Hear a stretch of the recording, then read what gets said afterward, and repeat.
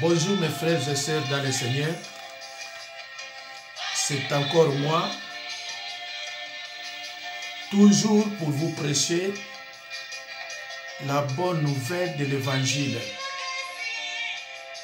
Et cette bonne nouvelle de l'Évangile est intitulée « Lorsque vous êtes attachés à la parole de Dieu, aucune puissance de la sorcellerie a le pouvoir sur vous. » Mes chers frères et sœurs dans le Seigneur, Satan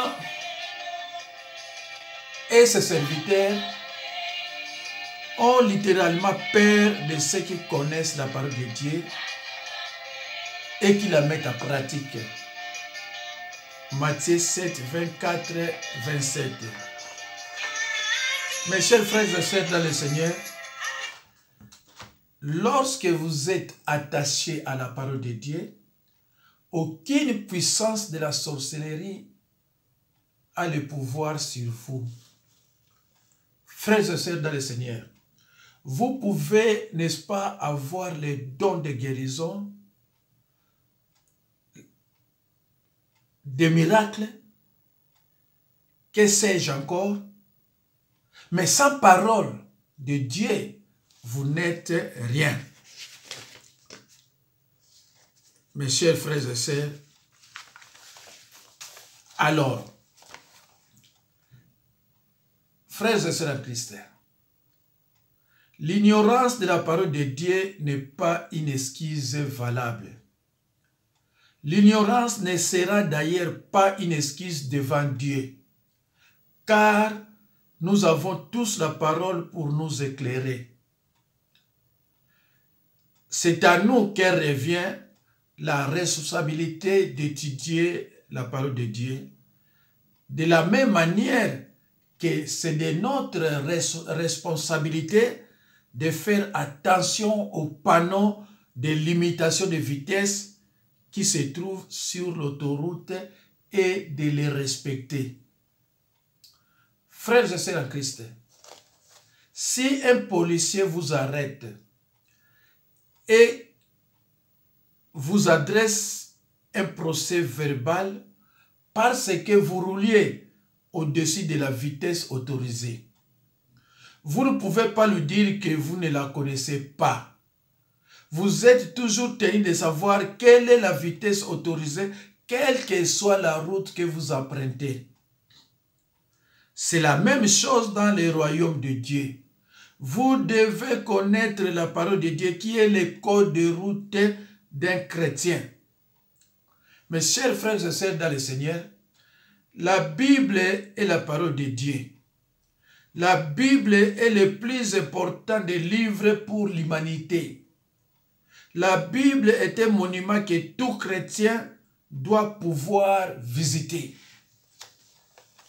Mes chers frères et sœurs, dans le Seigneur, il est indécent, il n'est pas bien de parler de la Bible sans l'avoir lue, comme il n'est pas bien aussi de parler d'une personne que l'on n'a jamais rencontrée. D'autant que lire la Bible, c'est aussi aller à la rencontre d'une personne unique. Mes chers frères et sœurs dans le Seigneur, lisons dans le livre de Lévitique 5, 17. Je lis au nom de Jésus-Christ.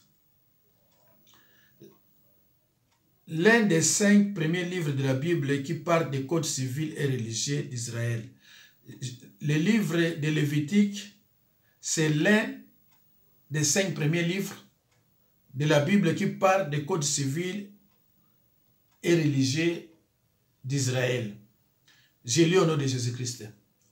Lorsque quelqu'un péchera en faisant sans le savoir contre l'un des commandements de l'Éternel, des choses qui ne doivent point se faire, il se rendra coupable et sera chargé de sa faute. Ce verset nous montre clairement que l'ignorance de la parole n'est pas en soi une excuse. Ne vous trompez pas en vous disant que Dieu ne vous tiendra pas responsable des choses que vous ignorez être de péché. Satan compte sur votre ignorance de la parole de Dieu. Satan compte sur votre ignorance de la parole de Dieu. Il utilise continuellement l'ignorance pour vaincre les gens. Lisons dans Ésaïe 5, 13 à 34. Je lis au nom de Jésus-Christ. C'est pourquoi mon peuple sera soudain amené captif. Sa noblesse mourra de faim et sa multitude sera desséchée par la soif. 14. C'est pourquoi le séjour des morts ouvre sa bouche, élargit sa gueule outre mesure. Alors descendent la magnificence et la richesse de Sion et sa foule brillante et joyeuse. Lisons dans 1 Jean 2, 3 à 4. J'ai lu au nom de Jésus-Christ. Si nous gardons ces commandements par là, nous savons que nous l'avons connu. Celui qui dit, je l'ai connu et qui ne garde pas ces commandements est un menteur. Et la vérité n'est point à lui. Lisons dans Exode 21 à 10. Les 10 commandements. 1. Je suis l'Éternel ton Dieu. 2. Tu n'auras pas d'autre Dieu devant ma face. 3. Tu ne prendras pas le nom du Seigneur en vain. 4. Tu te souviendras du sabbat. 5. Honore ton père et ta mère. 6. Tu ne commettras pas de meurtre. 7. Tu ne commettras pas d'adultère. 8. Tu ne commettras pas de vol. 9. Tu ne porteras pas de faux témoignages contre ton prochain. 10. Tu ne convoiteras pas les biens de ton prochain. Mes chers frères et sœurs, dans le Seigneur, et vous avez lu, vous avez suivi, vous avez écouté, vous avez entendu ce qui est dit dans Exode 21 à 10, les 10 commandements. Si vous n'étudiez pas la Bible et que vous ne savez pas ce qu'il y a dedans, vous ne connaîtrez pas les commandements de Dieu. Le choix de ne pas étudier la Bible revient à rejeter la connaissance. Si vous ne gardez pas ces commandements, ne proclamez pas être chrétien. Et inutile de croire que vous êtes sous la protection de Dieu qui est notre Créateur. Vous ne pouvez pas garder les commandements de Dieu si vous ne les connaissez pas. Frères et sœurs en Christ, tant de chrétiens mènent une vie pleine de troubles, d'agitation et remplie d'échecs en raison de leur ignorance de la parole de Dieu et des tactiques de Satan. Frères et sœurs en Christ, Satan est tenu légalement d'obéir à la parole de Dieu. Satan n'obéit pas à ma parole ou à votre parole, mais Satan obéit à la parole de Dieu. Frères et sœurs en Christ, dans l'Ancien Testament, la parole de Dieu est mentionnée 394 fois pour désigner une communication divine adressée aux hommes sous forme de commandements, de prophètes, d'avertissements ou d'encouragement. La parole de Dieu est mentionnée 394 fois pour désigner une communication divine adressée aux hommes sous forme de commandements, de prophéties, d'avertissements et d'encouragement. Mes chers frères et sœurs dans le Seigneur, la parole de Dieu est comme une extension de sa personne, revêtue d'autorité divine. Psaume 103, verset 20, Deutéronome 12, 32. Elle subsiste toujours. Ésaïe 48. Et une fois prononcée, elle ne revient pas à lui sans avoir atteint le but qui lui a fixé. Ésaïe 55, 11.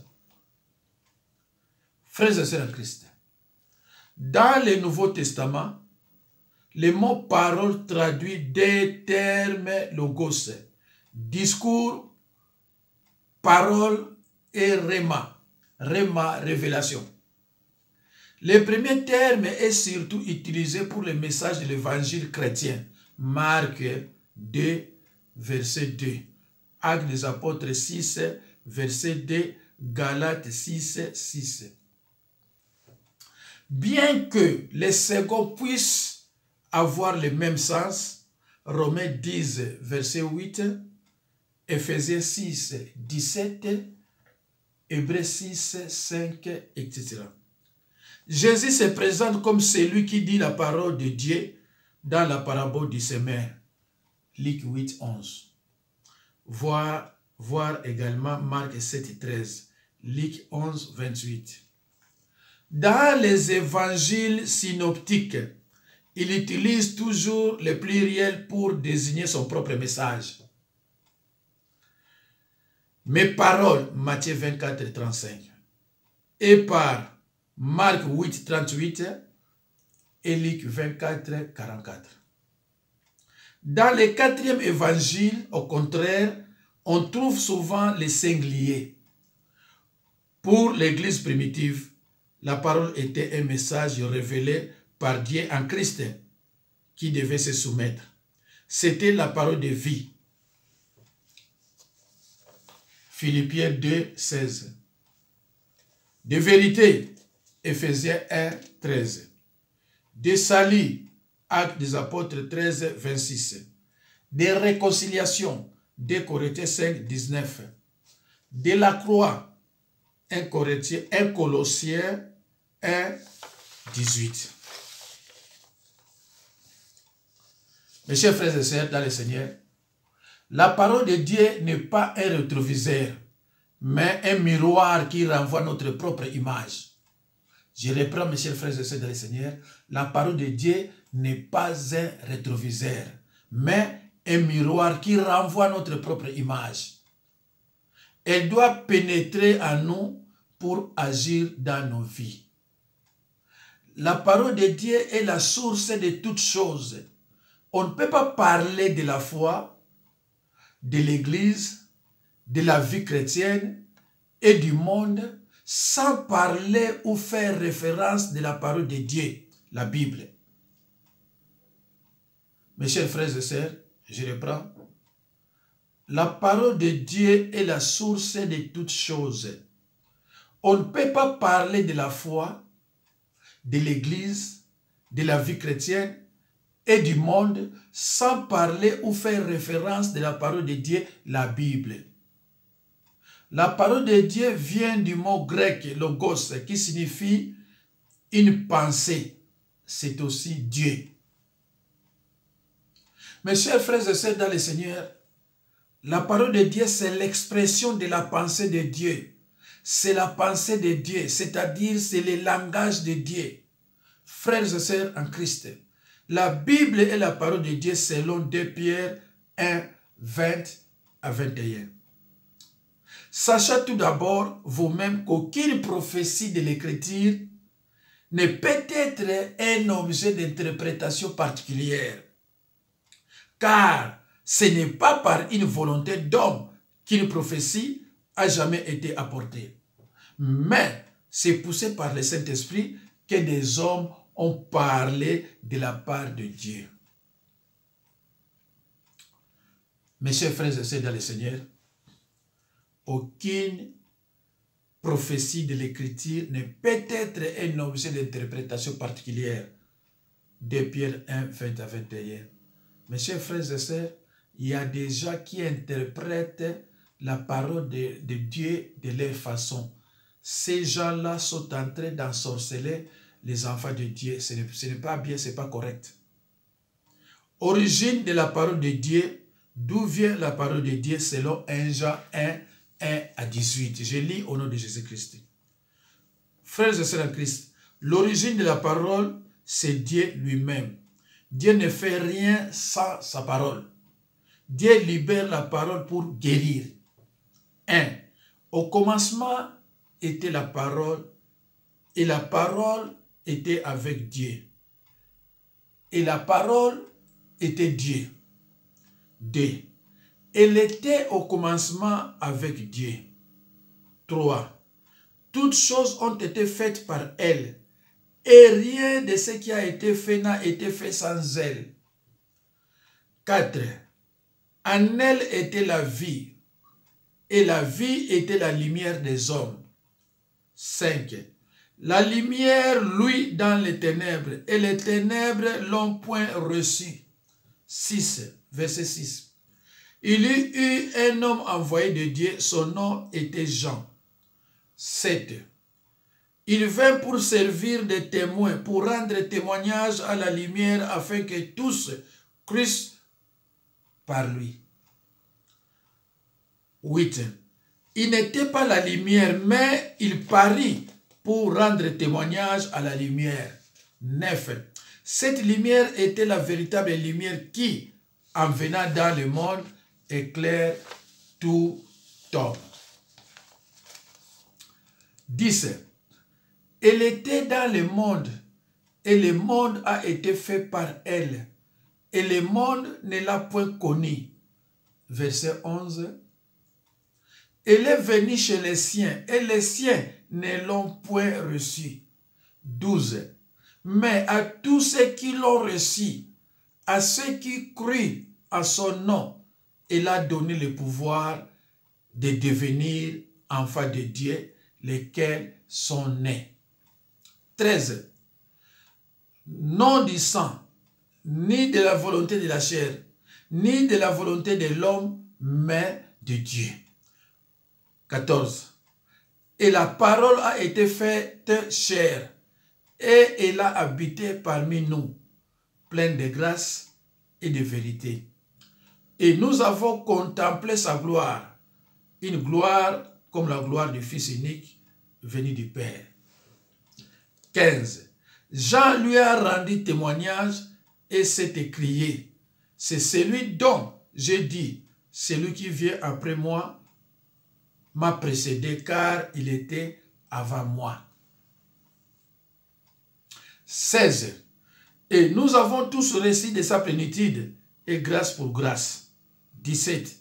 Car la loi a été donnée par Moïse, la grâce et la vérité sont venues par Jésus-Christ. 18. Personne n'a jamais vu Dieu, et le Fils unique qui est dans les seins du Père est celui qui l'a fait connaître. Pour moi, ce passage résume bien ce qu'est la parole de Dieu. Mes chers frères et sœurs dans le Seigneur, la parole de Dieu est celle qui nous a créés, qui nous fait prendre conscience de qui nous sommes sur terre, qui nous montre les aspects de la vie, qui nous éduque, qui nous conseille, qui nous dirige, qui nous tire les oreilles, qui nous soutient et qui nous réconforte dans les moments de dur combat. Mes chers frères et sœurs, je vous demanderai, c'est vrai que les chrétiens n'aiment pas la parole, n'aiment pas écouter la parole. Il n'y a que peut-être 25% qui aiment la parole, qui aiment écouter la parole. Mais 75% aiment les miracles. Aiment seulement les miracles sans pourtant connaître la parole. Alors quand les moments mauvais viendront, il ne peut pas résister parce qu'il n'a pas la parole. Par la parole, je sais d'où j'ai été prise, où j'en suis aujourd'hui et surtout où je vais. Le verset 1 nous montre bien que la parole a été dès le commencement de toutes choses. Dans les livres de la Genèse, les choses ont pris vie après que Dieu ait parlé. La parole était avec Dieu, nous montre que Dieu est fidèle à ce qu'il dit et la parole était Dieu, veut tout simplement dire que Dieu et sa parole font un. Mes chers frères et sœurs, dans le Seigneur, sachez bien aimés, que lorsque vous lisez la Bible, vous êtes face à l'autorité de Dieu et c'est lui-même qui vous parle.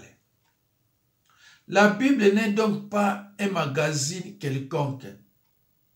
C'est un livre qui contient des paroles divines qui ne se lisent pas avec la tête, mais avec le cœur. Ce n'est qu'à cette condition qu'elle agira en vous.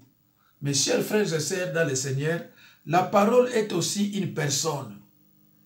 Jésus-Christ, verset 14. Il est la parole de Dieu personnifiée. Il a fait vivre dans nos cœurs par son excellence, le Saint-Esprit.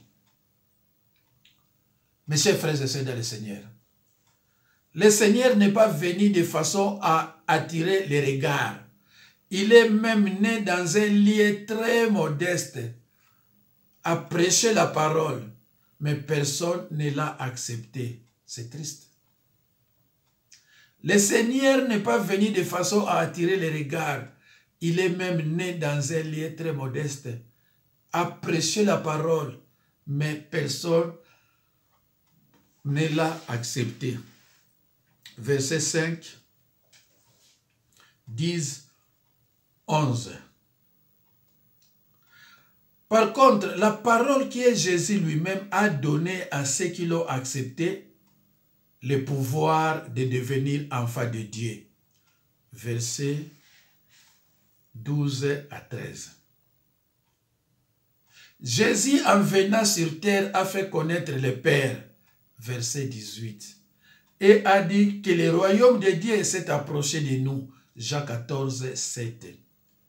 Si vous me connaissez, vous connaîtrez aussi mon Père. Et dès maintenant, vous la connaissez et vous l'avez vu. Mes chers frères et sœurs dans le Seigneur, si Jésus est dans votre vie, vous êtes enfant de Dieu. Et sa parole agira et sera de la dynamique en vous, d'après 2 Corinthiens 3, 3. Vous êtes manifestement une lettre de Christ, écrite par notre ministère, non avec de l'encre, mais avec l'Esprit de Dieu vivant, non sur des tables de pierre, mais sur des tables de chair sur vos cœurs. Oh bien-aimés, rien qu'en lisant ces versets, j'en frémis. Le secret pour plaire au Seigneur et lui être agréable, c'est de fonder toute sa vie chrétienne sur la Bible, uniquement et pas sur autre chose. Mes chers frères et sœurs en Christ, mais le problème avec les enfants de Dieu, c'est qu'ils ignorent complètement comment Dieu fonctionne. Ce qu'il aime et ce qu'il n'aime pas, car il est impensable pour certains de baser leur vie sur un livre.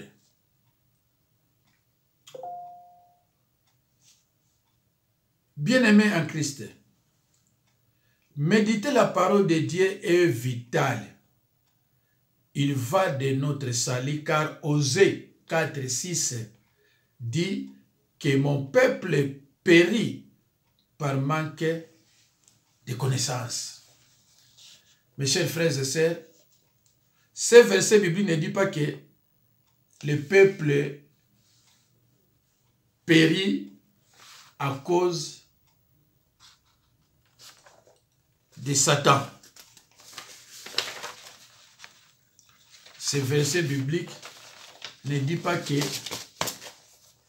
mon peuple périt à cause de Satan le diable, uniquement par manque de connaissances.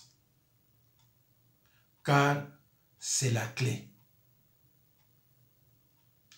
Mes chers frères et sœurs dans le Seigneur, Satan a littéralement peur de ceux et celles qui connaissent la parole de Dieu et qui la mettent en pratique. Frères et sœurs en Christ, Satan a littéralement peur de ceux et celles qui connaissent la parole de Dieu et qui la mettent en pratique. Frères et sœurs en Christ, si vous voulez grandir dans votre communion avec Dieu, vous devez grandir dans votre compréhension de la parole de Dieu. Retenez que la méditation de la parole de Dieu est une recommandation biblique. Mes chers frères et sœurs dans le Seigneur, la recommandation de la parole de Dieu, la méditation, retenez que la méditation de la parole de Dieu est une recommandation biblique. Alors, mes chers frères et sœurs dans le Seigneur, les objectifs de la parole de Dieu. De faire connaître aux hommes la pensée de Dieu pour le temps passé, le temps présent et le temps futur. Ce que Dieu a dit hier, il est dit aujourd'hui. Certainement, il dira demain. Tout passera, mais sa parole ne passera jamais. La parole de Dieu a pour rôle de faire un enfant de Dieu, d'un homme accompli et propre à toute bonne œuvre, jusqu'à ce que l'on parvienne à la fois la connaissance exacte de Dieu à l'état d'homme fait. 1. La parole nous révèle Dieu. Jean 1, 1. 1 Samuel 3, 21. 2. La parole nous régénère, c'est-à-dire nous renouvelle. 1 Pierre 1, 23. 1 Pierre chapitre 1, 23. 3. La parole de Dieu nous sanctifie. Jean 17, 17. La parole de Dieu nous sanctifie, c'est-à-dire qu'elle nous sépare, nous met à part pour usage divin. 4. La parole de Dieu nous oriente dans nos prières. Vous savez en réalité, prier. Vous savez en réalité, prier. C'est prier la parole parce que toute prière qui n'a pas de fondement biblique ne peut pas trouver d'exaucement. Mes chers frères et sœurs, je dis bien 4, la parole de Dieu nous oriente dans nos prières. Vous savez, en réalité, prier, c'est prier la parole parce que toute prière qui n'a pas de fondement biblique ne peut pas trouver d'exaucement. Prier, c'est dire rappeler à Dieu ce qu'il a déjà dit, parce que Dieu veille sur une seule chose pour l'accomplir, c'est sa parole. Mes chers frères et sœurs, donc, la parole de Dieu nous oriente et nous permet de faire des requêtes qui ont un fondement biblique. Un homme qui ne comprend pas la parole de Dieu ou qui n'est pas proche de la parole sera un homme qui aura du mal à trouver exaucement à ses prières. Mes chers frères, ça c'est la partie 1, la première partie, et il y aura une continuité. Il y aura la deuxième partie.